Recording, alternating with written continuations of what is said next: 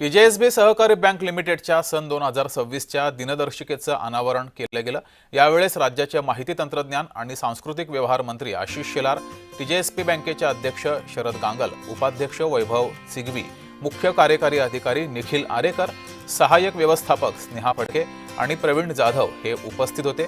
युनेस्कोच्या जागतिक वारसा स्थळ म्हणून मानांकन मिळालेल्या छत्रपती शिवाजी महाराजांच्या 12 गड किल्ल्यांची माहिती या दिनदर्शिकेवर देण्यात आली आहे। दिनदर्शिकेवर दिलेली ही माहिती QR कोडच्या माध्यमातून ऑडिओद्वारे सुद्धा ऐकता येणार आहे। सोबतच या दिनदर्शिकेवरील छत्रपती शिवाजी महाराजांचं चित्र पॅरा ऑलिम्पिकमधील सुवर्ण पदक विजेते चेतन पाशीलकर यांनी साकारलंय।